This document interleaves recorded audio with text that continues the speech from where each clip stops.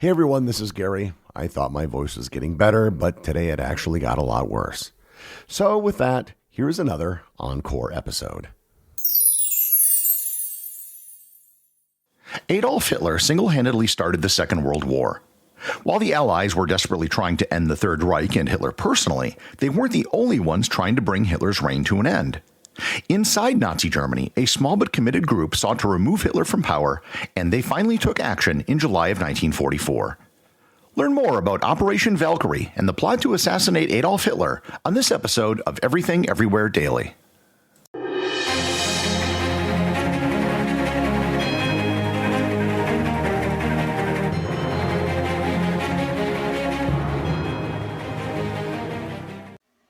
This episode is sponsored by ButcherBox.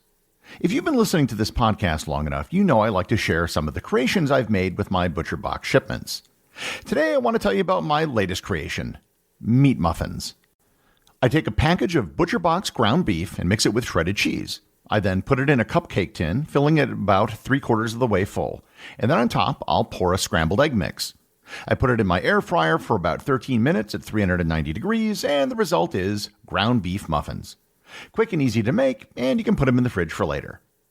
And if you'd like to try this recipe out yourself, you are in luck, because today ButcherBox is giving my listeners free ground beef for the life of your membership, plus an additional $20 off your first order.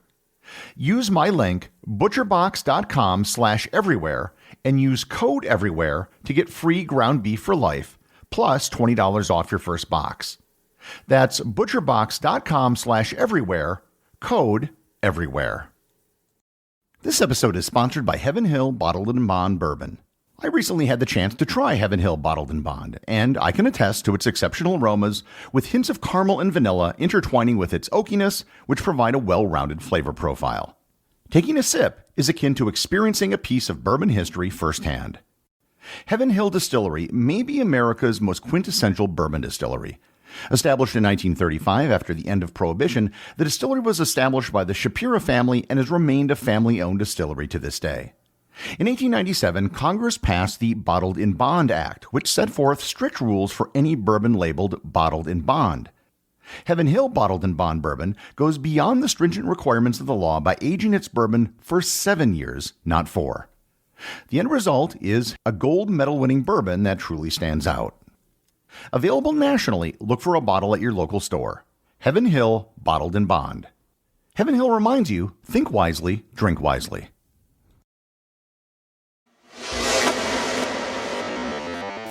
By the summer of 1944, things were not looking good for Nazi Germany. The Western Allies had finally landed in France, opening up a second front for the war. And on the Eastern Front, things weren't looking very good either. The Soviets were on the march, and German forces were retreating.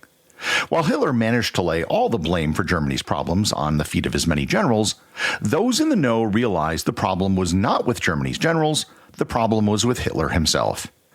Despite success early in the war, Hitler was not a brilliant military strategist. The higher-ups in the German Wehrmacht saw Hitler as the problem, and the only way to avoid a complete defeat for Germany was to eliminate Hitler. I should note that while we tend to paint history with a very broad brush, there were many officers in the German military who were not members of the Nazi Party. The German officer corps had traditionally been made up of aristocrats who viewed themselves as being professional. Plans to remove Hitler from within the German military had been around since at least 1938. All of the plots and plans eventually went nowhere for a variety of reasons. Some plotters were indecisive, some plans were leaked out, and some plans just failed. For example, there was a bomb placed in Hitler's plane in 1943 that just didn't detonate. Another attempt weeks later in Berlin also failed.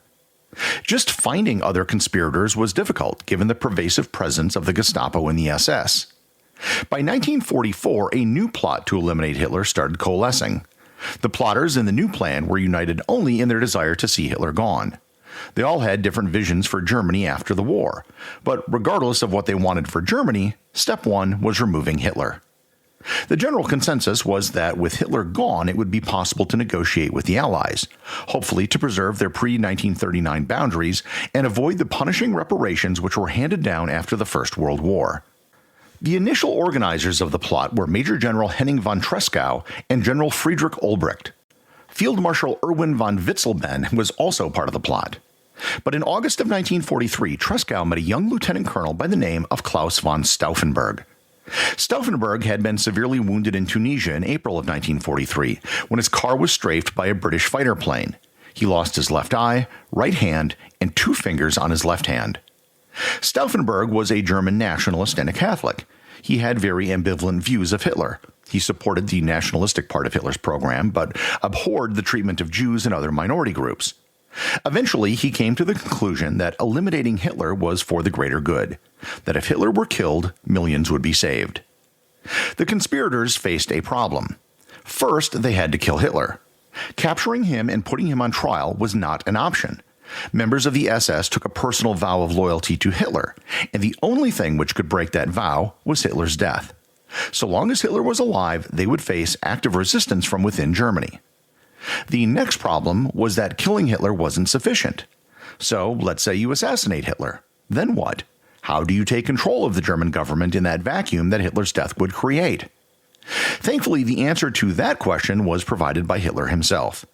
It was an emergency plan which was created for the continuity of the German government in the event of a general civil breakdown. It was known as Operation Valkyrie. Operation Valkyrie is often thought to be the name of the plan to assassinate Hitler, and it was not.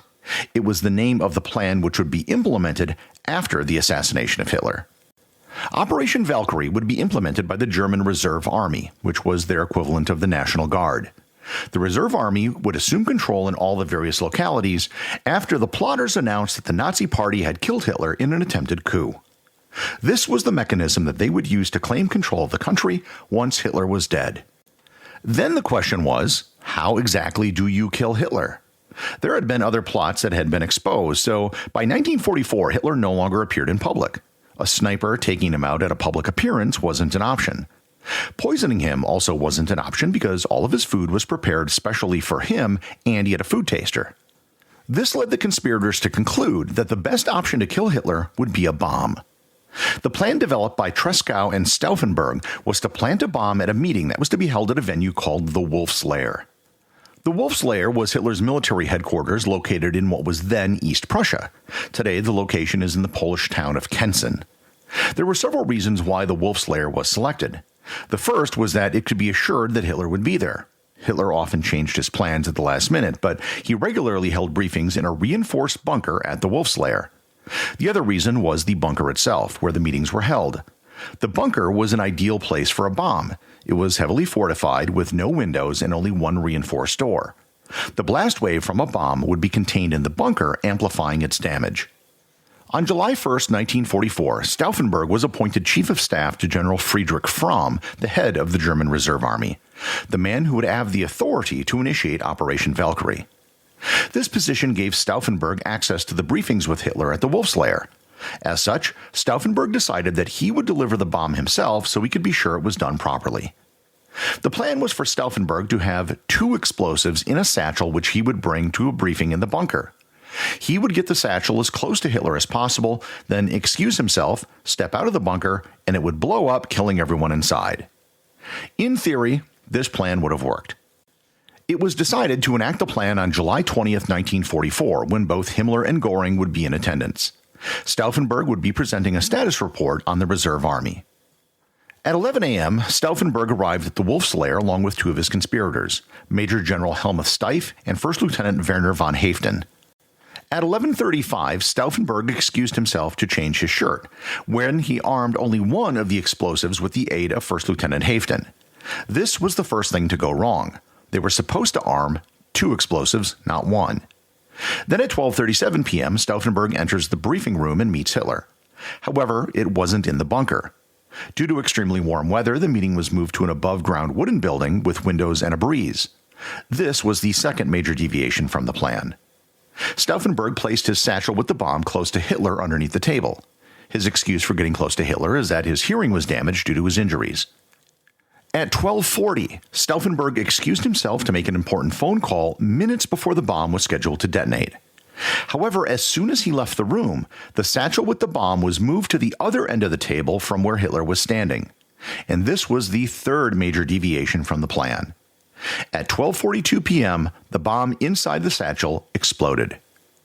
While everything did not go according to plan, this was still a bomb in an enclosed area. The walls of the building were blown out, as was the roof, and part of the wooden structure was on fire. Stauffenberg, hearing the explosion and assuming that Hitler was dead, jumped into a car and headed for an airplane waiting to take him to Berlin, where Operation Valkyrie would be initiated. Hitler, of course, was not dead. In fact, other than being shaken up, his pants being shredded from splinters, and some damage to his arm, he survived mostly unscathed. One stenographer was killed instantly, and 4 of the 20 people in the room later died from their wounds, but no other senior officials were killed. Things began to unravel for the plotters immediately. Stauffenberg, seen fleeing the scene, was immediately suspected. General Fromm, the man who had to give the order to initiate Operation Valkyrie, was contacted by General Keitel, who informed him that Hitler was very much alive. Fromm, who probably knew about the plot but wasn't actively involved, now came down hard on the suspected conspirators to show his loyalty to Hitler. When he confronted them in person, they ended up putting him in a cell. Meanwhile, General Olbricht had gone around Fromm and initiated Valkyrie without him, and this caused confusion around the Reich as local officials disarmed SS units, thinking that Hitler was dead. As the chaos died down by the evening, Fromm was freed from his cell and commenced to court-martial and execute several of the conspirators, including General Olbricht, Colonel Stauffenberg, and Lieutenant Haften. Needless to say, Hitler was furious and now even more paranoid. The Gestapo began arresting anyone and everyone who had any association with the conspirators. Their investigations found evidence of past plots, which led to even more arrests. The Gestapo also used the assassination attempt to pretty much arrest anybody that they had any sort of issue with. Over 7,000 people were arrested in association with the assassination attempt, and almost 5,000 were executed. Even General Fromm, who executed the immediate people responsible for the plot, was eventually executed. The fact that he killed the plotters so quickly was seen as a sign that he was trying to get rid of anyone who could testify against him. Most of the people involved in the plot didn't try to escape or even deny their guilt. General Tresckow, one of the original men behind the plot, had been sent to the Eastern Front months before, but when news got out that Hitler was still alive, he killed himself with a hand grenade. The assassination attempt only made Hitler more paranoid in the last months of the war. He was constantly assuming that his top generals were plotting against him, making him unable to trust his most competent commanders. So, in a roundabout way, it probably shortened the war by simply making Hitler make bad decisions. None of the men in the inner circle of the plot to kill Hitler seemed to have any regrets for what they tried to do. They knew that they would be considered traitors, but they also knew that posterity would look kindly upon them. And in hindsight, they were right. Hitler has become the epitome of evil, and now they're considered heroes. If only one of the 3 things which went wrong had gone right, Hitler probably would have been killed, and the trajectory of the war and the history of the world would have been changed. Before he took his own life, General Tresckow told another member of the German resistance, Fabian von Schlebendorf, about his decision. He said, quote, "The whole world will vilify us now, but I am totally convinced that we did the right thing. Hitler is the archenemy not only of Germany, but of the world. When in a few hours' time I go before God to account for what I have done and left undone, I know I will be able to justify what I did in the struggle against Hitler. None of us can bewail his own death.